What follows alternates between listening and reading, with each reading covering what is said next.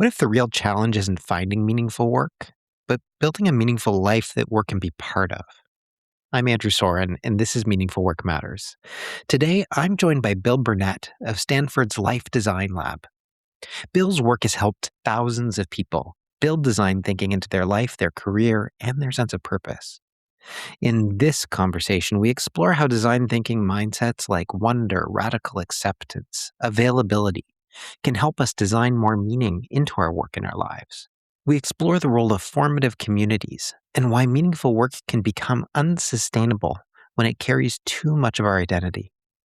What you'll hear today might just change how you think about purpose, about work, and about what it means to feel fully alive.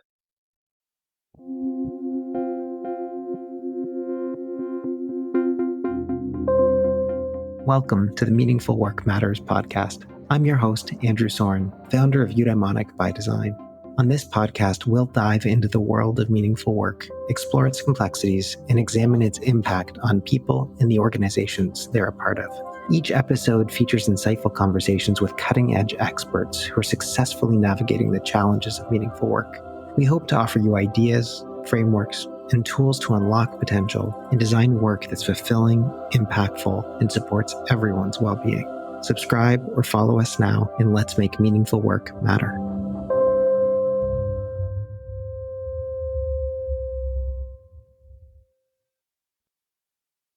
Bill Burnett, welcome to Meaningful Work Matters. It is an honor to be able to have you here. I'm a really big fan of the Stanford D School, and you're actually not the first D School person who's been on this podcast. Leslie and Noel was on a little while ago talking about Oh, the fantastic. design of social change. But Yeah. but Great it's really stuff. great to have you here. Welcome. Well, thank you, Andrew. I'm teaching a lot of classes and D school classes, design classes, and stuff at Stanford. It's been my thing for quite a while, actually, but full time since 2006. So happy to be here. Well, welcome. Why don't you just give our listeners a little bit of information about who you are and what Yeah. makes your work meaningful? Well, I'm a designer by trade and not actually an academic. Mostly, I was in industry. I graduated from the design programs at Stanford, my undergraduate and graduate degree there back when dinosaurs roamed the campus. It's been a while, but I've worked in a number of different industries. I started out in the toy industry, designing Star Wars toys when that was the first company to have that license. Now it's called Hasbro, but it used to be called Kenner. I also worked on Play-Doh toys and Easy Bake Oven toys and things like that. When I came back to the Valley, I started my career in tech and I ended up doing a couple startups and also working at Apple for 7 years. I've done consulting. I've done lots of different things in industry, and then in 2006 became a full-time academic, running the undergraduate and the graduate programs in design, the ones that I graduated from with David Kelly, who's the senior guy there who started the D School, started the whole design thinking movement.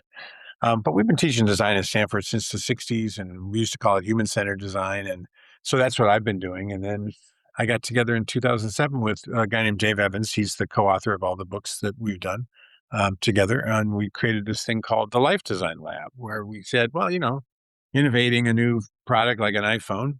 Nobody knew what an iPhone was before they started it. You can't specify innovation. You have to build into it. You have to build and prototype and do lots of things to figure it out. It seemed kind of obvious to us that that's the same thing you do when you're trying to figure out your future life. You prototype and build and try lots of different things to sort of sneak up on it. So we ended up applying the design thinking idea, the innovation idea of human-centered design to people, to yourself. Design starts with empathy, and in our case, it starts with empathy for yourself. Who are you? What do you want? And then what does the world want or need that you can fulfill? Just because you want to do something doesn't mean the world cares, frankly. Um, and that turned into a bunch of classes at Stanford. It turned into a couple of books. We just released a new book called How to Live a Meaningful Life, using the same design ideas around meaning and purpose. You've been talking about this subject for a long time, and I was looking at some of the past speakers on the question of, what makes work meaningful. And I this generation, particularly the Gen Zs and the generation coming up behind them, really want meaningful work. They are not willing to be satisfied with just going to the job and doing the thing that the boss tells them to do, and trying to figure out you know how to make it interesting or meaningful. And I caution my students that jobs aren't designed around meaning per se. I've never seen a job description, that said, looking for a smart person who's trying to find meaning and purpose in their lives. Come work for us. We got it. That just isn't the way things are organized, right? But it turns out that meaning and purpose is, I actually think, is easily attainable, and it's all about your mindsets and your approach and how to design into a life, that sustains you, that fulfills you. And so, we wrote a book in 2016 called "Designing Your Life," applying the principles of design thinking to your life design, and then we just in February launched a book called "How to Live a Meaningful Life," which builds on that and addresses issues of community and the partnerships and doing things together, not just all by yourself, because meaning is found in out in the world with people. And so that's what we've been working on for the last, I don't know, 17 years. We started the lab in 2007. So Well, I got to say, I read the book. It is exactly the reason why you're here because I loved it, and I'm excited to dive into it. I find it so interesting that somebody who has spent their life's work largely focused on human centered design and design thinking chooses to kind of see that ladder up to meaning. So maybe we can start with what do we get wrong with meaning and purpose? yeah, it's interesting because when I talk to my students, they say, "Yeah, I want a meaningful job." I go, well, "What does that mean to you? Like, define it for me." And they go, I don't know. Meaningful. You know what I mean? Meaningful." So I think partly it's we're in a culture that's moving so fast. Nobody's done the introspection to think about for themselves what makes something meaningful.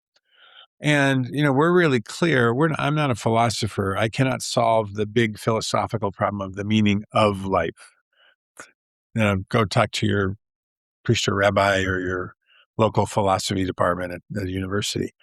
But getting more meaning out of life, experiencing meaning in lives is what we're all about. And in fact, we even have our newsletters called "Fully Alive" by Design, and that comes from it's a version of a quote from Joseph Campbell. And Joseph Campbell is a hero with a thousand faces.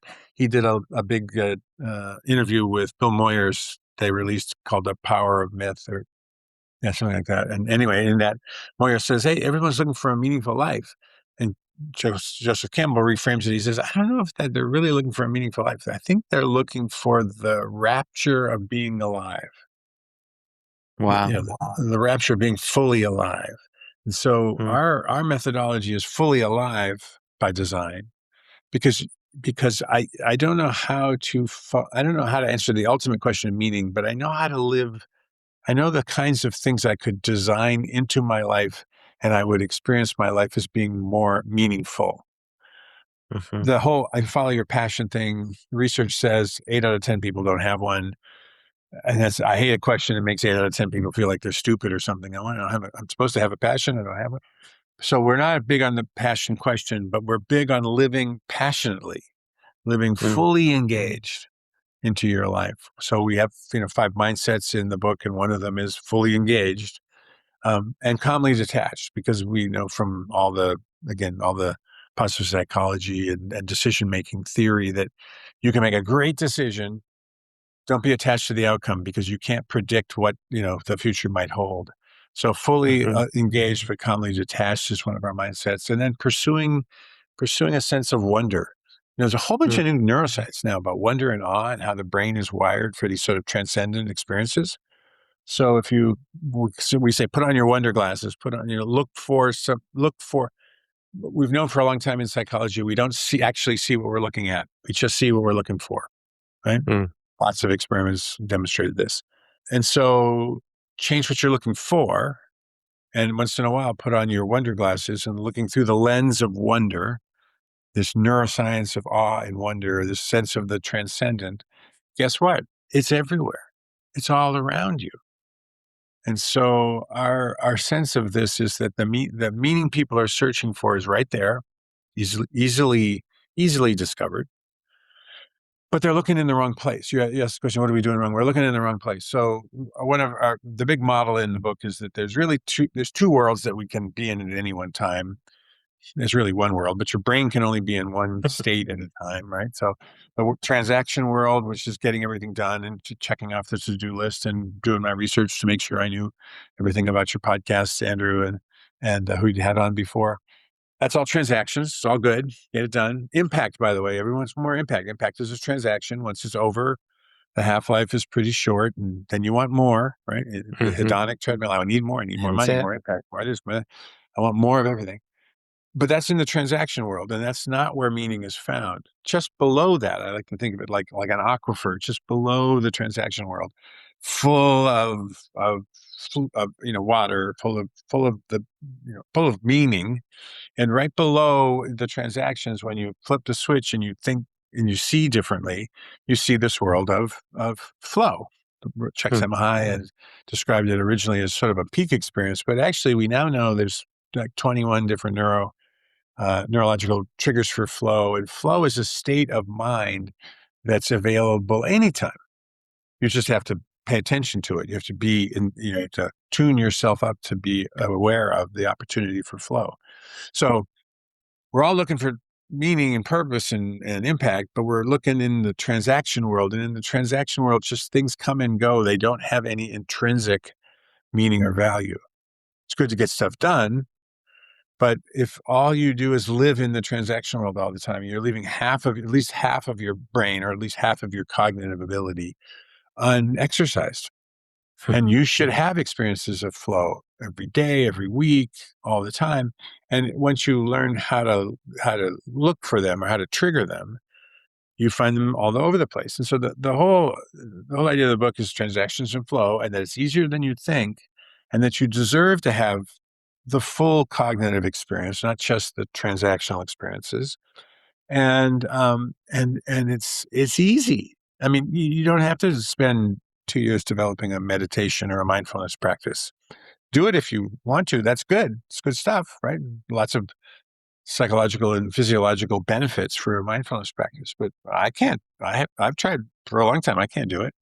You don't need to starve. You don't need to fast under a tree for 40 days. You don't need to wander in the wilderness. You don't need to do any of those things because meaning's built in. It's built into our experience. We're just not seeing it. Hmm. And we're the sort of practical design guys.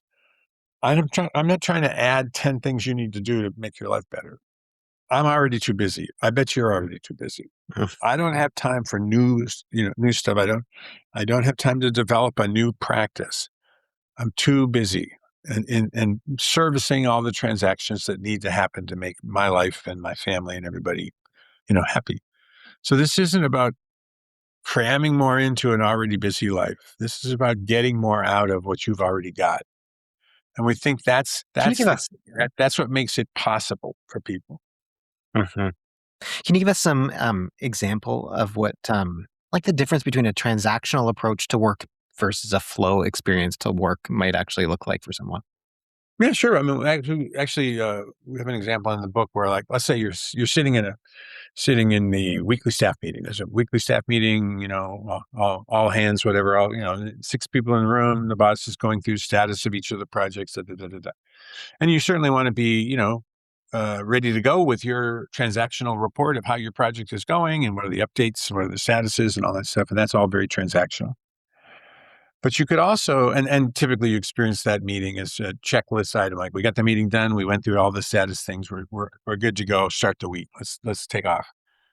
All right, but the other thing, once you've reported your status and done the thing that you were supposed to do, and everybody's pleased with your conforming to the format, you can flip the switch. You can sit there and go, "Hey, I'm sitting in the room with 8 really smart people, and we're talking about stuff that maybe is important, maybe isn't that important, but it's an opportunity for all to get together, at least get on the same page, and sync up for what we're going to do this week. And isn't it kind of special that I get a chance to do this?" And then I can lean into some of what are what psychologists call intrinsic motivations. You know, I can like learning is an intrinsic motivation. Helping other people is an intrinsic motivation. We do it not for a sense of gain or anything. We just do it because it feels good to learn stuff and help people. So if I flip the switch and I go, what can I learn about what's going on? There's 8 humans in this room. There's some emotional stuff happening underneath the surface. Somebody, I noticed that Jenna was really stressed when she gave her report because she's a little behind in her project. I wonder if she needs more. I wonder if I could, reach out and help her. Or John, his project is going really, really well. I wonder, and John's projects always go well. I wonder if there's something I can learn from him. Right. So all of a sudden I've dropped from this transactional layer to a kind of a curiosity layer. What's going on? What can I learn from? Who could I help? Where in this constellation of human beings might I find something more than just what's going on in the transaction world? And then if I drop in deeper, putting on my wonder glasses, it's like watching the exchange of information, and which is really the exchange of something human, which is really about our struggle to connect. And I really want a community where I think people have my back and trust me and da, da, da. And is this that community? And what can I wonder at here that takes it to a different level? Oh, and then I'm staring out the window because it is kind of boring, and I'm noticing it's spring and the trees all have. And that tree was bare last time we had this meeting, and that tree has buds all over it, and green is emerging everywhere. And just taking that moment to acknowledge the change of seasons as demonstrated by the leaves budding on a tree. Mhm. And that just happened literally right outside my bay window here. I'm up in San Francisco, and the trees have been, bare, and the leaves all blew away, 2 months ago. And I walked over to the thing I hadn't seen in a while, and the tree was full of green leaves. Mhm. So that doesn't make you stop and wonder at like anything from how beautiful that is to how the hell did that much biomass get created overnight when I wasn't looking, Mm. right? Because that's my science brain talking like, Sure. how does this happen? Like, so any of these opportunities to drop into a slightly different, plane of observation. And I would say it's kind of a stacked layer of like transaction. What's going on in the meeting? Is the information getting passed efficiently? Yes. Okay, good. Then the curiosity layer. I wonder why, Mhm. what is it about John? His projects are always in such good shape. He must be a really good manager. What can I want to talk to John about how he does that. Or Sally looks like she needs some help or whatever. That's the curiosity layer. And then the wonder layer is to, dive deeply into the humanness of the room or Mhm. the beauty of something that's going on around Mhm. us, just to sort of ground me in a 30-second moment of wonder, The thing that I curiosity. I so love about this way of thinking about, uh, this way of thinking about listening is perhaps the best way that I can possibly describe it. It actually reminds me a lot of my coaching training when Yeah. I was learning about what it means to listen at different levels. I can listen just for the information, which would be the most transactional way that I can Yeah. listen. Listen to really think about what I'm trying to deduce in my head. Like it's very self-focused in its listening. I can listen to you and just be really curious about what might be going on for you and try to quiet the voice in my head, Yeah. or I could be listening for the energetic quality that might be in the room. I might be listening for the things that aren't said. I might be listening for these like neon insights that just pop out that are maybe associative and have maybe nothing to do with you. But in each level of listening, there's an evolution that increases the capacity to be able to hear. Yeah, and as I've said in your example, all that information is right there in the moment. You want to pay attention to the transactional stuff? It's available. The other stuff, the curiosity layer, the wonder layer, or the, like the what's going on with you and what's not being said that's really more important than what's being said. Those layers are they take a little more attention. They Mhm. take a little more craft on your part, if you will, to sort of get ready or get used to listening that way or observing Right. that way. I mean, that goes back to flow because, I mean, as Exactly. Csikszentmihalyi described what flow was, it's really the intersection between challenge and skill. And so each one of those levels, each one of those layers to move from the transaction to the curiosity, from the curiosity to the wonder, also necessitates a certain level of skill that allows you to be able to kind of the Yes. up the game. Yeah. And then my experience, and I think that and there's plenty of neuroscience and psychology research to support it. When you're listening at that level, or you're connecting to the person at that level, or you're hearing the things that aren't being said, which sounds like a contradiction, but once you've done it, you totally get it. And by the way, when we have in our class, which is really it's not a lecture, we don't teach in lecture halls. You can't teach design in a lecture hall. 30, 50% of the time, the students are talking to each other, and we teach them how to listen this way.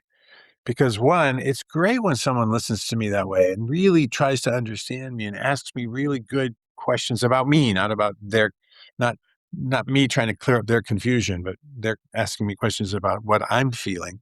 So it's wonderful to be listened to that way. Hardly ever happens in our culture. And then when you develop the skill to do that, this deeper empathy for what's going on, you realize, oh man, I was missing all this stuff the whole time. It was right there in front of me, and I didn't see it Mm. because I wasn't looking for it. But once I changed my lenses and started looking for those things, I realized, and this is why I say it's not about cramming more into it. It's just about getting more out of what's actually happening. Hmm. What's actually Hmm. happening has all these layers. And sometimes the transaction is plenty. I mean, can I have my coffee, please? Thank you for the coffee. Here's the money. Thank you for the coffee. But even in that transaction, I could say, have a nice day and mean it. Or I could say, I really love your pastries. They're the best. There's 5 coffee shops here, walking distance from my house, but I come here because I know you make the pastries yourself and they're really good. And making somebody else's day just a little bit better. And they were up at 3 in the morning making those croissants. Someone should say thank you, right? One of the things that I really love about this book, that I love about design thinking more generally, is that it really is a practice. That Yeah. this is a way to approach life, which is, I guess, the whole point of all of the books that you've written with Dave and the work Mhm. that you do. There's a couple other mindsets that you talk about within the context of the book, which are design thinking mindsets that I'd love for us to Yeah. dive a little bit more into. One of which is radical acceptance, and the other one is availability. So tell us about those things and how they intersect with meaning. Yeah. So wonder, I mentioned wonder, that's one. And then radical acceptance and availability are 2 other mindsets. The last 2 are fully engaged, but calmly detached, kind of like fully engaged, but letting go of outcomes you can't deal with. And then creating your world or building your community. But the power tool twofer is radical acceptance and availability. So radical acceptance is simply the acknowledging that we have to start in reality on any design. I got to start with where are we at. If I'm going to build a new phone or build a new coffee cup or whatever I'm going to do, I got to start with what's the state of the art, what's around me all the time. I can't start with some other point of view. I have to start in reality or to make sure that the design is based in something that I can touch, feel, or prove. And there's an old Buddhist model of here's reality. This is what you wish the world were like, right? This is what's really happening. This is what you wish was happening, and this gap, that's called suffering. That's that's suffering. So let's not make this any harder than it needs to be. Start in reality. And then radical acceptance is that. And then availability is all right. Now here I am in this place called reality. What's literally available to me right now? If I'm going to build a prototype or I'm going to take a step forward or I want to engage, with other people, what's actually available? And that's putting on a lens to look at not just what I want to have happen, but what's actually available to have happen. Because we know from a bunch of different research that people don't see what they're looking for. And because they have a bias towards a certain outcome, they're just looking for that outcome. And if that outcome isn't available or possible, then they're just sort of banging their head up against the wall and they're not getting anywhere. So radically accept that we have to start in reality, look at what's actually available. And I always tell my students, don't you hope you're like, just talking about job, don't you hope 5 years from now you're doing something, a job that hasn't even been invented yet because it's so cool? Like, be available just because I graduated with this and I'm looking for that. Be available to something that shows up that might even be better than the thing you were looking for. But you won't see it if you've got this tunnel vision about there's only one kind of solution I'm looking for. And if I can't find this solution, I'm stuck. So availability opens you up to the possibility of solutions you weren't expecting, and to the possibility that there's a way forward, that's even more creative or more interesting than the one you thought you were gonna be dealing with. So it's and actually there's a guy, Richard Weissman, who's a professor over in the UK. He's written a book on luck, and he has a luck academy. If you go to his luck academy, after 6 weeks, you're going to come out luckier. But his premise is simply that lucky people are the people who just notice stuff. They're the people in line at Starbucks who start chatting with somebody, and they get their coffee just like everybody else. But in that conversation, suddenly they have a new opportunity for a job or a business opportunity. It's people who stay available to everything that's coming at them, not just the thing they're looking for, but everything, are the people who describe themselves as being lucky, which is just they pick up on stuff the rest of us miss because we're so busy doing our transactions that we're not paying attention to all the opportunities. I'm not a big manifesting guy or any of that kind of stuff. I don't think that that's a very useful framing of things. But I do know that because I practice availability all the time and I practice radical acceptance all the time. I wish I wasn't getting older. I wish I had the memory I had when I was 25. And guess what? It ain't going to happen. So, it is what it is. But because I'm open to possibilities, the random email from somebody that I have no idea who they are, and it turns out to be that's the most interesting new relationship for the life design lab at Stanford, that we've had in the last 10 years is like, I don't know. You know, I have an intuition sometimes for the things that might be interesting, Hmm. but you have to practice. Again, it's a practice. These Mhm. mindsets. Once you're in the minds, once you're thinking like a designer, you start with curiosity instead of skepticism. You start with abundance. Hey, we can come up with lots of ideas rather than scarcity. Oh, we only have this one idea. We got to make it work. Once you have these mindsets, then it becomes quite natural for you to go, oh, that's interesting. What is under that bright, shiny rock over there? Oh, look at that. There's a whole new opportunity. Didn't even know that existed. Hmm. And I can tell you from talking to lots and lots of my students and helping them find jobs and things and just giving them general advice, the ones who come back most excited with the most interesting new job or opportunity, 100% of the time, it wasn't what they were looking for. It's better. But they had to be available and they had to notice. It makes me think a little bit about there's a researcher whose name is Shige Oishi who studies happiness Hmm. and has always felt that there was something missing from the traditional ways that we think about happiness as either pleasure or purpose, hedonic or eudaimonic. Hmm. And for him, the missing component was this idea of psychological richness or adventure, the Yeah, yeah. He's capacity got to be he's in got the three. world. I know this guy stuff. It's really good. He's Yeah, got three models like that: the hedonic that's right. life, the contemplative The life, and the eudaimonic. Yeah, psychologically rich life. you got it. I'm going for the Yeah. psychologically rich life. That's where the juicy stuff Yeah. happens.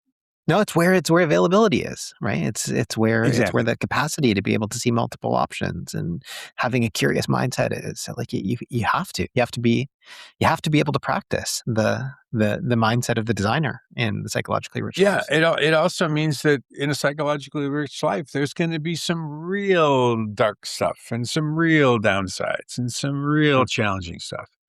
And there's going to be other stuff that's just better than you could have possibly imagined because you weren't even looking for it and it showed up.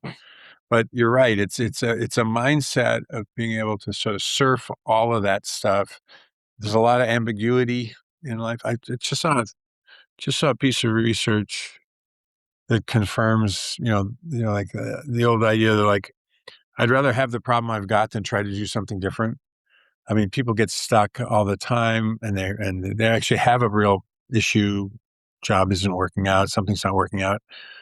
And you ask them, why don't you change? And they're like, yeah, a change is too scary. And they actually did an experiment where they posed a problem for a person and they posed a change. They put them in a scanner.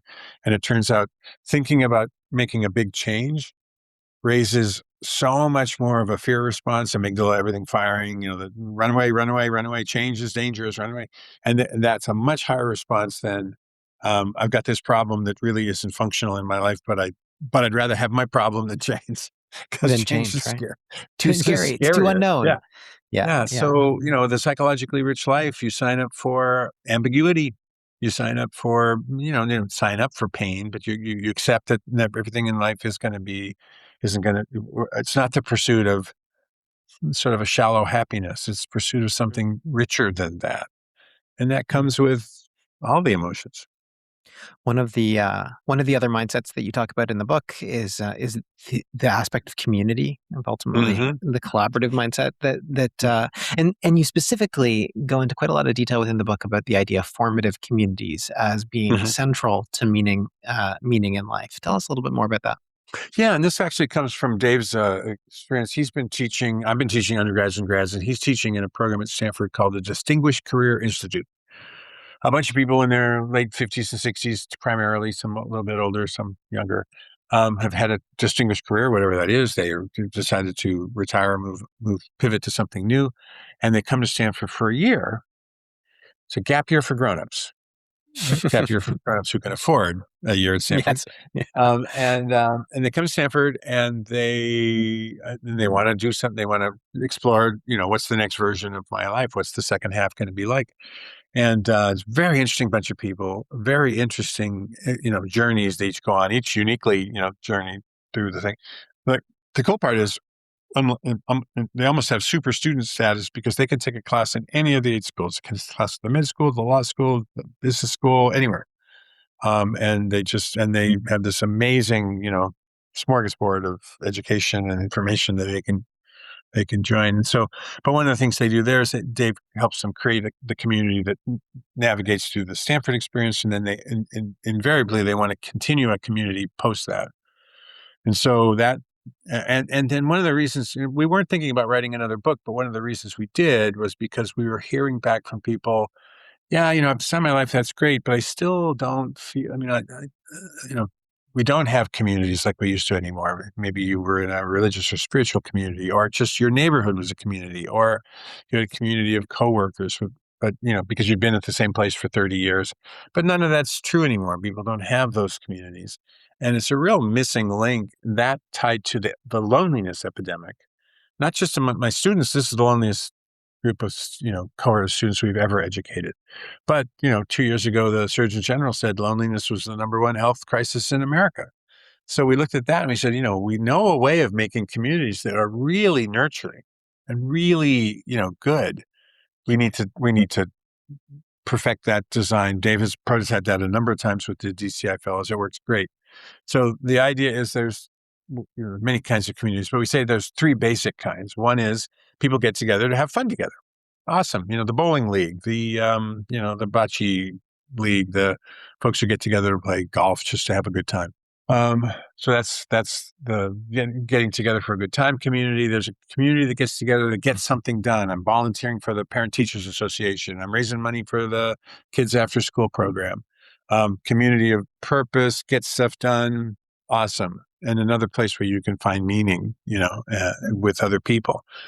But a formative community is a little bit different. It's people who get together to help each other become the best version of themselves, or the version they seek to become. And in the DCI thing, they're all pivoting to a new version of themselves. So this is their formative question is, who am I becoming? And I'm becoming, I was a concert, actually one of the guys I know from the program is, I was a chamber music musician at the highest level in the best orchestras all over Europe. And now I want to become something else. What am I going to become? So a formative community gets together, not around content. Hey, we're raising money for the school, or or not around just simply socializing, which is fine. They get together to help each other grow into the person they want to become. And it's magical when you get it, because the question isn't, what did you get done this week? The question is, Andrew, on this journey to become a thought leader in the space of work and purpose, how's it going? And then you tell me about your journey, and then we all generatively listening and providing support and energy and maybe even some ideas help you. And then we turn around and then Sally, what are you becoming? How's your journey? Oh, I'm moving from an educator to I've always wanted to own my own pastry shop, so I'm signed up for the Cordon Bleu pastry certificate, and I'm flying to Paris next week. It's like, oh, tell us how can we support you? So formative communities are the antidote to loneliness, but they're also the place where, because it's not about content or transactions, it's about the human. And when we define a human being as a becoming, right? You be, do, become. I am something, then I do something, and that changes who I am, and then I do something else. And that becoming loop is the way in which we get unstuck, grow into the next version of ourselves, you know, build new skills, build new empathy for different kinds of things. Maybe if you're a business person, you were good at numbers. Now you need, and now you want to be a singer-songwriter, and now you need to be good at emotions. You need to be good at poetry. It's really different sort of kind of thinking. And formative communities help us do that. And that's a absolutely surefire way of building more meaning in your life. And you two people, three people, a three-people formative community is plenty. Our sense is with the DCI fellows, they end up with 6 or 8 or something like that, but small enough so everybody knows what everybody's becoming, or what the journey is, what the challenge is. But rich enough so that you've got lots and lots of folks helping you. Because Dave Evans will always say, you can't hear yourself by yourself. Sometimes you need people to reflect back to you what you just said, or what you are, what it means, because you can't always hear yourself by yourself. And I got a quote from Scott Galloway, who's another guy I like to follow on podcasts and things. And his quote was, "You can't read the label from inside the bottle." You need somebody else to tell you what you look like. But it's true. It's why we need community, right? It's what we find in communities, an honest reflection of who we are. It's a truly beautiful idea. I feel like it is an extremely eudaimonic idea. It's very much. The very way that Aristotle would have thought about our capacity to potentiate a community of people who are interested in helping each other potentiate. It's a beautiful idea. I've got a question for you. I've got a human-centered design thinking question for you. Most of my work, really the whole reason why this podcast exists, is because I've been desperately interested in meaningful work throughout my entire career. It has gotten me into almost everything that I've ever done, whether that's the arts, whether that's philanthropy, whether that's marketing, whether that's leadership development, culture change, positive psychology. All of it stems from this question of, hey, how do we tap into the parts of ourselves that allow us to press this meaning button and then make extraordinary things happen? And this podcast really emerged because what I started to notice over time was that that's not always a great thing. That sometimes it actually can become a really big problem. And within the research around meaningful work, there's this small and often not very talked about literature about the dark sides of meaning, which suggests that when we deeply care about the work that we're doing, when there's a really, really high moral stake, when we see our work as a calling, what it can do is actually open ourselves up to obsession. We just can't stop. It erodes the important boundaries that might protect us in our lives. Potentially, it might allow us to become exploited, either because we are prepared to go into Yeah. situations where we'll get paid less, we'll work harder, or because organizations might take advantage of that. We put other people down around us who we think aren't treating their work as meaningfully as we do. And all of Hmm. that just leads to, a spiral of negative affect, of stress, and of burnout. The opposite of this very thing of well-being that we think meaning is all about. Now, in Yeah. in my experience, it's usually not the meaning itself that's the problem. It's the fact that people are often in situations, especially in workplace, where the work isn't actually designed to support their meaning, either because Hmm. of culture, because of policy, because of leadership, all sorts of different things. Hmm. And so I'm curious, how would you take this toolkit of mindsets and approach that challenge? Yeah. How do we help someone who's kind of struggling in some ways because they're in a context that feels like has too much meaning?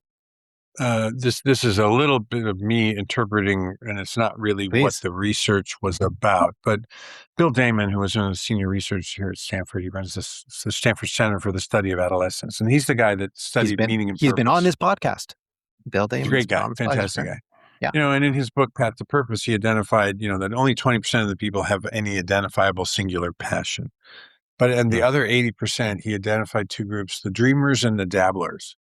The dreamers are like, I want to work on climate change. Climate change is the only important thing. I'm passionate about climate change. My job has to have climate change equals meaning in it.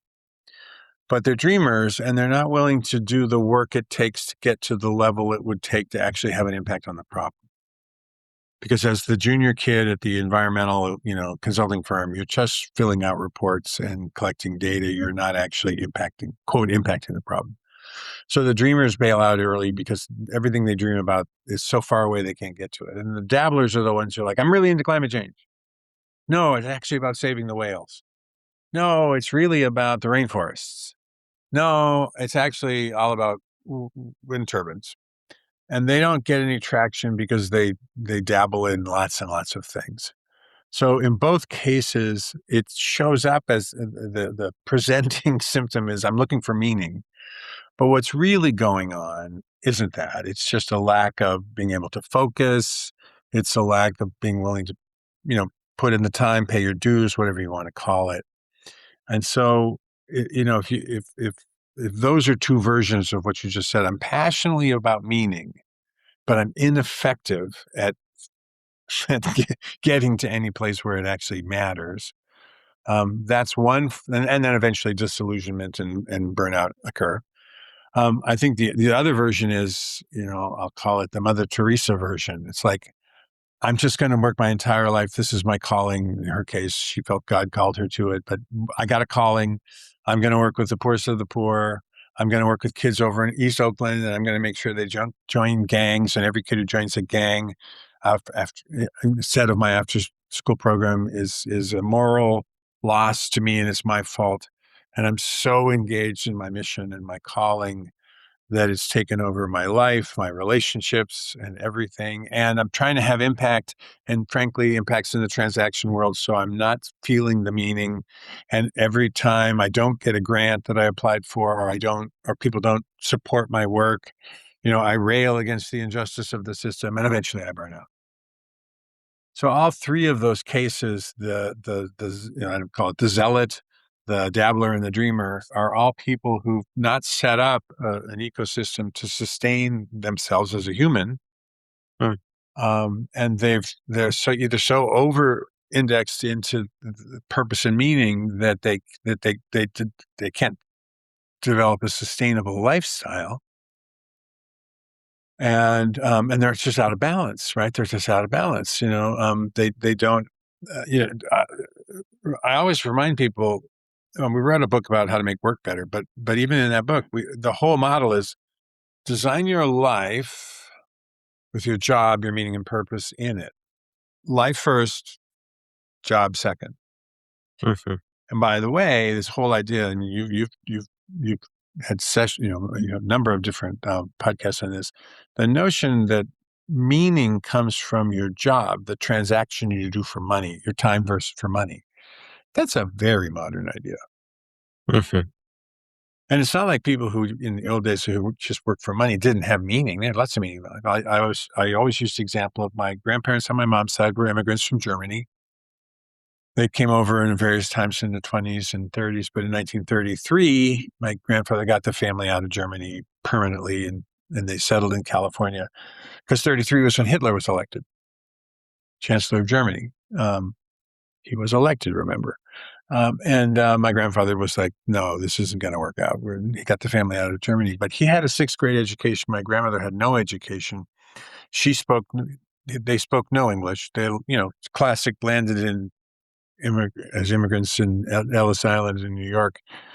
They had a confusing German spelling for their name. So the guy who, brought them into America just said, no, we're not going to spell it that way. We're going to spell it this way. Your new name is. And my grandfather took any job he could get. Any job. Like my grandmother had no skills, so she just did laundry for the rich ladies in Palo Alto. But they had meaning and purpose all the way through. It takes a tremendous amount of courage to immigrate to a foreign country where you don't know anything and you have no support. And he worked hard. They worked hard, and they sent their kids to schools, and they went to the community colleges. And then my mom and dad were able to send me to a place like Stanford, and my daughter just finished her PhD in cancer immunology at UCSF. So, their meaning was, we're going to make it better for the next generation. We're going to get our kids an education. And they had a church, and they had a community. And it wasn't the 50 cents a day grandpa made, working at the sewage factory. It was the weekends when the family came over, and his other friends who were also immigrants came over, and they told stories about the old country and reminisced about, you know, their lives. And we just celebrated my great aunt's 110th birthday, Wow. February 27th. She was 110 years old, and we've got and my sister spent 4 months interviewing her to get all the stories of the family and what was it like in the 20s and 30s, what was it like in the First World War, and what was it when you were living in poverty in Germany in a little village, what was it like to come to America on a steamship, right? In the 20s and 30s, when it took whatever it was 6 weeks to cross the Atlantic or something. I mean, so people have been building meaningful lives all along the way, and work was just one element of that for many, many people. And it's great to aspire to have more meaning at your job and to find things that you think are intrinsically meaningful. But you're still going to have to bring the framework. You're going to have to bring the story. You're going to have to decide that it's meaningful. I've never had a job that I thought was meaningless. And as I grew up or grew into a more mature version of myself, then doing this kind of work wasn't as satisfying. I wanted to move to something deeper and deeper and deeper. But you got to bring it, it's not your boss's job to make your life meaningful. It's yours. I feel like Design, that's design thinking starts with empathy. So start with empathy for yourself. What do I need what do I need to do, and what do I need to feel like in order for my life to feel coherent and meaningful? And then what does the world need that out there that I can design into? Because just because I want to do it doesn't mean the world cares. Um, and and then if I'm living in reality, if I'm radically accepting reality, yeah, they just don't pay poets a lot of money. So maybe that's not your most meaningful choice. Or if you really, really have to be a poet, and I believe that there are people in the world who have to be poets, that's what they were called to do, and find a way to make it sustainable, right? sure. And don't just sit there and say, "Oh, poor me, no one pays poets." Sure. Bill, thank you. For those who are interested in hearing more or learning more about Bill and Dave's perspectives, get a copy of How to Live a Meaningful Life. It's a really beautiful, beautiful book. Bill, are there other places that you would point people to if they want to learn more about your work?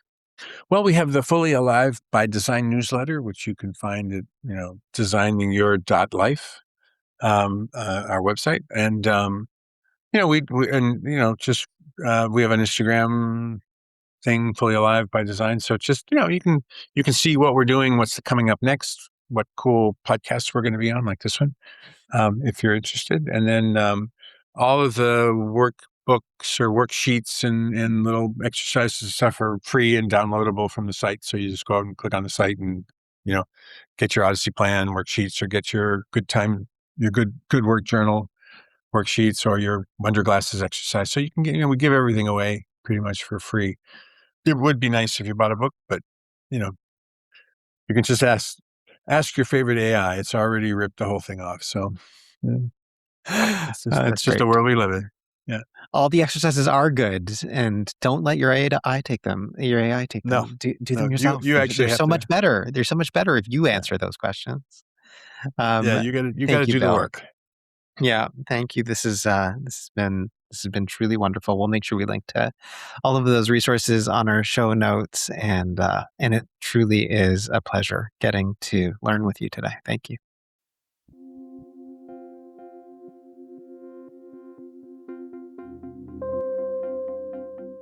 Thank you for joining us for another episode of Meaningful Work Matters. If you haven't already done so, be sure to subscribe to our podcast on your favorite platform. And if this episode resonated with you, please take a moment to leave us a review. Your feedback helps us make this podcast better and reach more listeners. You can connect with me, Andrew Soren, on LinkedIn, or visit www.eubd.ca to learn more about Eudaimonic by Design. Finally, if what you heard today spoke to you, tell your colleagues and people in your community about our podcast. We really appreciate your support in making meaningful work matter. See you next time.